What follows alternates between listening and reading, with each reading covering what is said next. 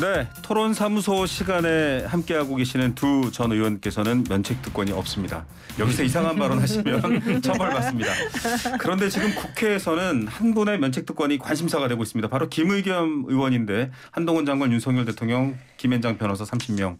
이 더 탐사라는 곳에서 주장했던 얘기를 이제 물론 국정감사, 국회 안에서 얘기를 했습니다만 이게 지금 책임을 져야 된다라는 표현도 나오고 있고 좀 구체적인 대응도 들리고 있습니다. 이거 어떻게 봐야 될까요? 일단 이 사안에 대해서 보도한 평가는 두 분 다 한 번씩 말씀해 주셨습니다만 면책특권이라든지 이런 사안에서 어떻게 봐야 될지 좀 재평가해야 될 시점인 것 같아요. 글쎄요. 한동훈 장관은 법적 책임을 지면 된다. 사과도 필요 없다. 이렇게 얘기를 하고 그에 따른 법적 대응을 할 것 같아요. 근데 저는 이제 면책특권 범위 안에 있느냐 이 논란이 될 텐데 김의겸 의원의 그 저런 질이나 그 이후에 이어진 태도가 옳으냐 그르냐를 떠나서 면책특권 범위 안에는 있는 것 같아요.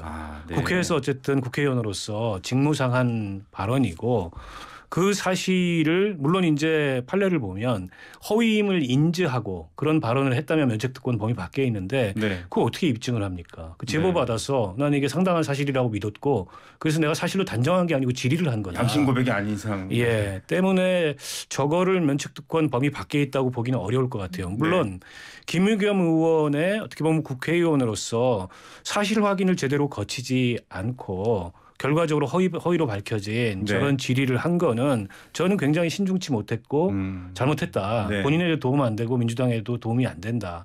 이렇게 봅니다만 저걸 가지고 또 법적 대응을 하겠다. 사과도 필요 없다. 이렇게 굉장히 고압적으로 그리고 당시 질의 과정에서도 뭘 걸자 막 이렇게 얘기했잖아요. 그런 한동훈 장관의 태도도 국무위원으로서 적절한 태도는 아닌 것 같아요. 예, 이미 좀 지적이 많이 됐던 부분입니다. 면책이 때에 따라서는 협업 얘기 때문에 안 될 수도 있다 이런 평가도 있는 것 같기도 하고요. 민 의원님 어떻게 평가하세요? 그러니까 아까 이제 박 의원님 방금 말씀하신 대로 핵심은 그거예요. 허위 사실인 줄 알고 했느냐 모르고 했느냐. 근데 김의겸 의원이 자기 본인 스스로 협업이란 얘기를 했잖아요. 그리고 허위 사실인지 알고 했는지 모르고 했는지에 저는 포인트는 얼마나 그 제보를 받았을 때 그걸 사실 확인을 하려고 노력했느냐에 저는 다 달려있다고 봐요. 그런데 그 녹취록이 공개됐을 때 장소도 특정하지 못했었고요. 그리고 이미 방송 전에 그 프로를 먼저 녹취록을 듣고 알고 나서 그거 시간을 맞춰서 발표를 한 국정감사 현장에서 질의를 한 거고요. 순서까지 바꿔가면서 했다고 하지 않았습니까? 그래서 이 부분은 확실히 일단 소위 말해서 저희가 말하는 것처럼 국회에서 일단 던져보자. 이런 부분이 많았던 거 아닌가. 허위 사실인지 아닌지를 아예 중요하게 생각을 안 한 거죠. 그렇다면 허위 사실인 수도 있다는 걸 가정을 가지고 질의를 했고 그렇다면 저는 면책특권에서 저는 당연히 이건 제외된다고 봐요. 다만 이제 김의겸 의원이 이런 발언을 했을 때 한동훈 장관의 이제 반응인데요. 저는 이것도 물론 다 떼놓고 한동훈 장관의 반응이나 대응만 본다면 조금 과한 거 아니냐 이렇게 생각할 수는 있지만 이게 국회의원들이 박 의원님도 아시겠지만 현장에서 어떤 국회의원들이 있냐면요.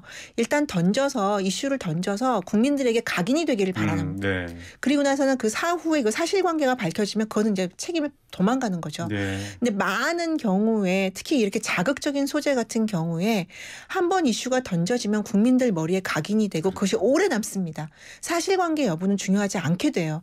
지금 민주당에 특히 김의겸 의원이 이런 행동을 반복하고 있거든요. 장경태 의원도 마찬가지인데 이런 차원에서 그러면 한동훈 장관이 계속 선비처럼 가만히 있어야 되느냐 당하고 있어야 되느냐 정무직이란 이유로 저는 과연 그럴 수 있을까? 저는 그렇게 생각하진 않아요. 장관직을 걸겠다는 여야 막론하고 조금 부적절했다라는 지적도 있었지만 또 반대로 이제 이런 얘기를 해주셨는데 이 얘기가 이제 이렇게 좀 첼리스트가 그렇게 얘기를 했다고 합니다. 45분간 전 남자친구에게 전화해서 했던 말은 다 거짓말이다. 경찰서에서 이제 이렇게 얘기를 했는데 그 여러 가지에 대해서 계속 또 의혹 제기를 하는 사람들도 있고 이제 그만해라. 이거 섣불렀고 좀 신중하지 못했다라는 얘기도 있는데 인터넷 매체 더 탐사라는 것도 아직 사실관계가 확인된 게 아니다라고 얘기를 하면서도 그 첼리스트가 약간 수사 과정에서 압박을 받았을 수도 있다. 이런 의혹들이 꼬리에 꼬리를 봅니다. 이게 사실은 가장 또 힘들어지는 상황이 되는 거거든요.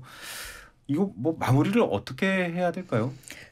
아니 민주당이나 민주당의 의원들은 빠져나와야 되죠. 저기서. 네, 정치적 논란. 더 탐사가 뭐라고 하든 네네. 강경 지지층이 뭐라고 하든 어쨌든 발화의 당사자가 사실이 아니라고 얘기를 했고 그리고 전후 좌우 상황을 종합해 봤을 때도 사실이 아닌 게 맞는 것 같고. 핸드폰. 예. 근데 그걸 붙잡고서 계속 무슨 음모론을 확대하거나 이거는 전 좋지 못하다고 생각하고요. 그리고 더 탐사라는 매체는 이게 이제 뭐 레가시 미디어라고 우리가 흔히 얘기하는 네네. 이 언론의 취재 방식하고는 좀 취재 방식이 다르잖아요. 네. 일종의 저는 유튜브라고 보고요. 가깝죠. 어떻게 보면은 좌우 양쪽에 그런 유튜버들이 있잖아요. 네. 가로세로 연구소가 조국 전 장관 딸 조민 씨 막 학교에 쳐들어가고 병원에 네. 쳐들어가고 이랬던 거랑 지금 비슷한 모습을 보이고 한 장관 집도 취재라는 명분을 썼습니다만 보이고 있지 않습니까? 집에 찾아갔습니다. 가족들이. 저는 그런 모습에 정당이 부안해동하는 건 좀 아닌 것 같아요. 국회의원도 마찬가지고. 네, 정당 정치는 좀 선을 그어야 된다라는 의견이시네요. 아니, 저는 간단해요. 그럼 첼리스트나 네. 직접 전화를 해서 확인하려고 시도했었느냐? 안 했다는 거 아니에요. 김의겸 의원실에 김의겸 의원이 직접 하지 못하더라도 10명의 보좌진이 있잖아요. 아무도 안 했다는 거잖아요. 다른 거에는 그렇게 적극적이면서 더 탐사랑 협업까지 할 정도인데 왜 그러면 사실 확인을 위해 최소한의 노력도 안 했느냐? 이 부분에서 저는 면책특권의 그 핵심이 있다고 봅니다. 예. 네. 자, 여기까지 일단은 얘기를 하고요. 자, 이재명 대표 당대표 취임 100일이 이제 앞두고 있습니다. 지금 사실 주변 측근분들이 다 구속돼 있는 상태고 공소장이나 이런 곳에 이름은 많이 등장하고 있지만 아직 이재명 대표와 직접 연결되는 부분들은 뭐 검찰 발이든 어디든 나오지 않는 상황인데 100일 메시지는 어떻게 나올까요? 박 의원님이 좀 여러 가지 관측이 있는데요. 당내에서는 어찌 됐건 간에 측근 둘이 구속되고 이런 무리를 빚은 거에 대해서 유감 표명 정도를 해야 된다. 이런 의견이 있는 반면에 전혀 그럴 필요가 없다. 이건 검찰의 일종의 이제 정치보복이고 윤석열 정권의 정치보복인데 오히려 그걸 정당화시켜주는 얘기를 뭐로 하냐. 강경하게 맞서 싸워야 된다. 이런 양론이 대립하는 것 같아요.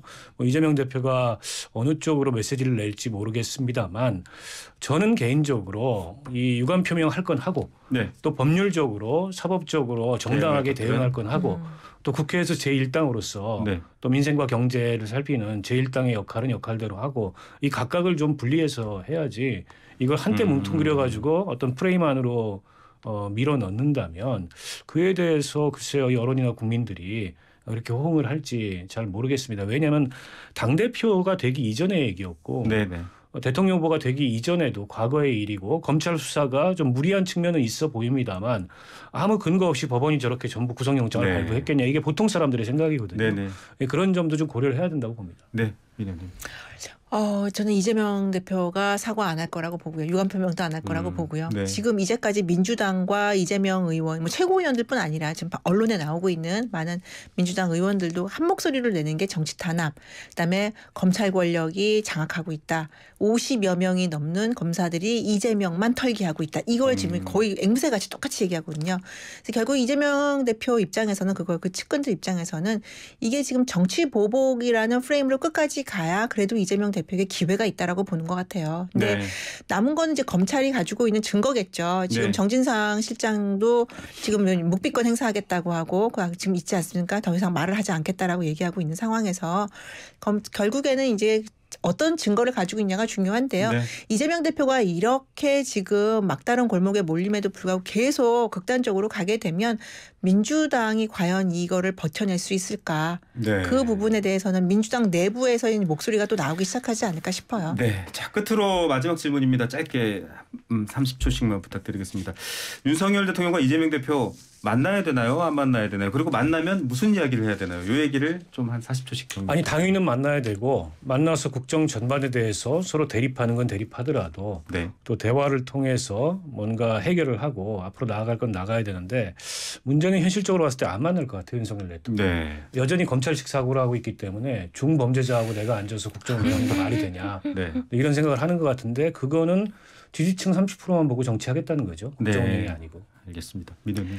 지금 당장 만나기는 사실은 어려울 것 같아요. 네. 이런 지금 뭐 말씀하신 대로 중범죄자라서 안 만난다기보다는 워낙 중요한 사안들이 지금 진행되고 네. 그 사건 사법 리스크라고 지금 저희가 통칭해서 얘기하지만 이런 부분들이 조금 정리가 되면 그때 되면 당연히 당대표를 예우해서 만나죠. 그리고 원내대표 차원에서는 지금 협의가 잘 되고 협상이 잘 되고 있는 상황이라서 지금 이재명 대표와 윤석열 대통령이 직접 만나는 것이 당장 만나는 것이 어떤 실효성이 있을까 그 부분에 대해서는 저는 그렇게 긍정적으로 평가하지 않습니다. 당장 만나야 된다. 시간이 있어야 된다. 근데 네. 만날 의지가 대통령이 당장 없다라는 의견이 좀 많은 것 같습니다. 두 분 말씀 여기까지 듣겠습니다. 감사합니다. 감사합니다.